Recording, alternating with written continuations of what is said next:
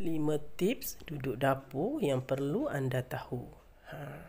Kat sini Mokti akan kongsikan 5 tips yang perlu anda tahu, dan memang tips ni memang amat berguna lah kepada suri rumah yang selalu duduk dapur tu. Nak kena tahulah sedikit kan. Okey, jom Mokti tunjuk cara. Tip yang Mokti akan kongsikan, tip pertama ialah macam mana kita nak banyakkan air limau nipis tu. Tips yang kedua, kurangkan lendir biji durian masa kita buat keripik durian tu. Okey. Tips ketiga, cara bersih kotoran dalam kupang tu. Dalam kupang tu ada kotoran tahu yang kita perlu buang. Tips keempat, rebus lokan supaya isinya tidak tawar. Biasa isi lokan tawar kan. Untuk kekalkan isinya manis tu ada tip dan caranya. Dan tip yang terakhir, yang kelima, macam mana kita nak hilangkan kotoran pada sayuran tu. Macam ulat, kotoran pada sayuran kita tu. Okey. Dan banyak tips lagi yang Mokti ada sebenarnya. Tapi dalam video ni cuma Mokti senaraikan 5 tips yang perlu kita buat apabila kita ada kat dapur. Ini antara tip-tip yang Mokti kongsikan. Okey, yang selebihnya banyak ada pada video-video yang Mokti sebelum ni. Baik, Mokti kongsikan tips yang pertama dulu. Okey, macam mana kita nak banyakkan air pada limau nipis ni. Nak banyakkan air dia. Okey. Okey, baik. Nampak ni limau nipis. Okey. Kalau kita nak banyakkan air limau nipis ni, kita kena tahu cara kita potong, dan masa sebelum potong tu kita kena tekan sedikit limau tu. Okey. Macam Mokti buat ni. Tekan dan bulat-bulatkan. Tekan dengan kuat dan bulat-bulatkan. Okey, macam itulah lebih kurang dalam video Mokti buat tu. Okey, masa ni limau kita yang keras tadi dia akan jadi lembik. Apabila limau tu dah jadi lembik, bermakna air dalam limau tu dia jadi banyak sedikit lah. Okey, senang. Jadi kita nak perah dia keluar air. Okey, lepas tu cara potong dia. Okey, nak kena macam ni tau. Dia tak boleh melintang potong dia. Tak boleh. Dia tak macam limau kasturi. Kalau limau kasturi dia melintang. Kalau limau nipis tak boleh melintang. Macam ni lah cara dia potong. Okey, okey. Nampak? Untuk banyakkan air limau nipis tu, limau tu nak kena tekan sampai dia lembut lah. Dan cara potong dia tu nak kena secara menegak. Okey, inilah lebih kurang yang Mokti dah potong tadi. Nak tahu dia banyak air ke tak. Okey, ni Mokti terapicit dalam budu ni. Nampak tak? Banyakkan airnya kan? Jadi banyak tau. Dia keluar banyak lah. Kalau kita potong dia melintang, dia memang tak keluar air banyak. Itulah tip dan cara potong limau nipis supaya banyakkan air. Baik. Okey, selesai tip tu. Okey, tip kedua, kurangkan lendir pada biji durian kalau nak buat keripik. Okey. Pernah dengar tak?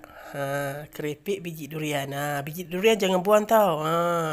Di resipi sebelum ni Mokti ada kongsikan cara macam mana nak buat keripik dengan biji durian. Ramai yang tak tahu, tapi insya-Allah mungkin tengok dengan video Mokti, insya-Allah ramai yang tahu. Dan selepas ni jangan buang lagi biji durian. Okey, boleh dijadikan keripik yang sedap sangat. Okey, mula-mula bersihkan biji durian tu dan kopik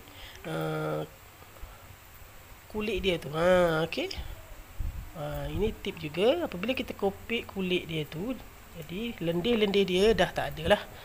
Okey, kurangkan lendir dia. Kalau kita kupas dengan tak rebus, dia akan mengeluarkan lendir yang banyak. Okey.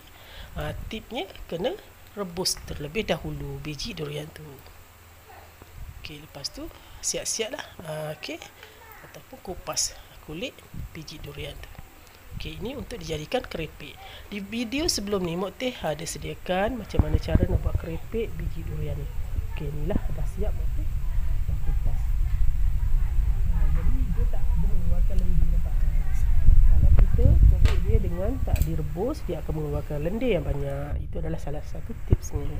Nampak ni dah ringkaskan. Ni Mokti dah sagat lah. dan boleh celup tepung dan boleh goreng, tepungkan dan goreng lah. Okey, macam biasa. Okey, dapat sesuatu kan, InsyaAllah moga bermanfaat. Okey, lepas tu boleh goreng dan boleh menghasilkan keripik biji durian. Ada ramai yang tak tahu sebenarnya biji durian ni boleh menghasilkan keripik. Itulah, tak apa.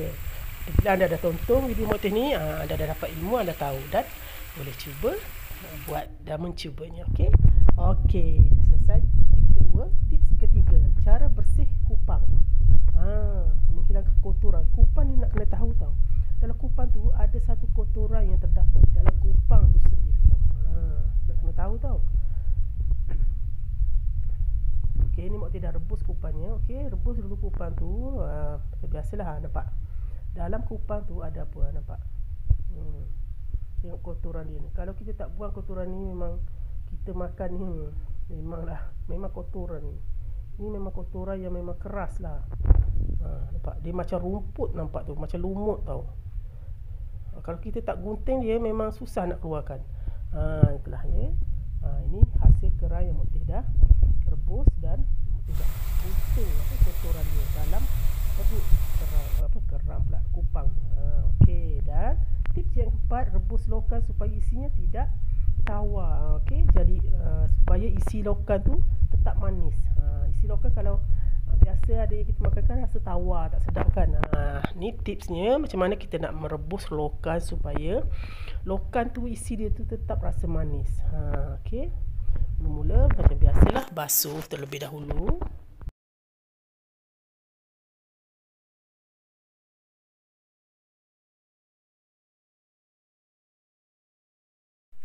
Setelah basuh tu, kita akan rebuskan lokan ni. Okey. Tip dia supaya lokan tetap manis rasanya, masa kita rebus, kita jangan campur dengan air. Cukup sekadar kita bersih sehingga bersih lokan tu dan kita rebus di atas api. Sebab dalam lokan tu ada air, dia akan mengeluarkan air apabila cengkerang dia tu dah terbuka. Jadi di situlah dia mengeluarkan air dan isi lokan tetap rasa manis dan tak tawar. Itulah antara tips cara merebus lokan dengan cara betul supaya lokan tu tetap kekal manis isinya. Okey, dapat sesuatu. Itulah. Okey. Ni Mokti rebus lah. Okey, tutup. Nanti dia tak perlu air ya. Nampak? Dia dah hampir nak mendidih tu. Ada yang terbuka sikit tapi tak sepenuhnya lah. Nampak Mokti? Nampak? Dia mengeluarkan air daripada bawah tu. Nampak? Apabila cengkerang dia tu terbuka, dia akan mengeluarkan air dengan sendirinya. Jadi itulah tips merebus lokan tanpa menggunakan air sebenarnya.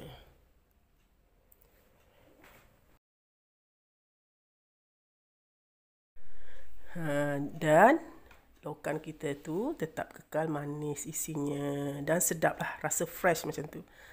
Okey, pastikan sejuk terlebih dahulu ya, baru keluar daripada cengkerang. Okey, baik. Tips yang terakhir, iaitu tips yang kelima.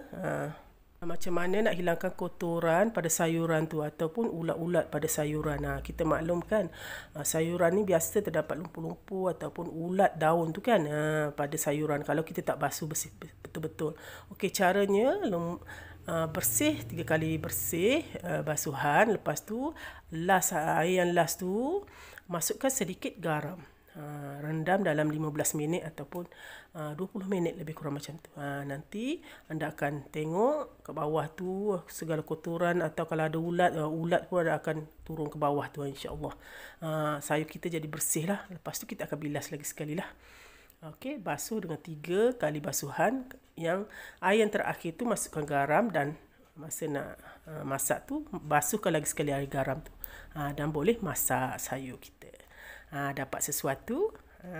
Itulah. sila komen yang membina dan boleh like, dan yang baru menonton tu boleh subscribe channel Mok Teh ni, dan jangan lupa tekan tombol loceng untuk dapatkan segala resipi-resipi terbaru daripada Mok Teh. InsyaAllah pelbagai resipi dan petua-petua yang menarik InsyaAllah Mok Teh akan kongsikan dengan anda semua. Jutaan terima kasih banyak-banyak Mok Teh ucapkan kepada yang selalu support Mok Teh dan yang baru menonton channel Mok Teh ni. Alhamdulillah. InsyaAllah di lain video yang akan datang Mok Teh akan kongsikan dengan pelbagai resipi dan menu yang menarik lagi. InsyaAllah. Okay, salam sayang daripada Mok Teh. Sampai jumpa lagi di lain video. Bye. Assalamualaikum.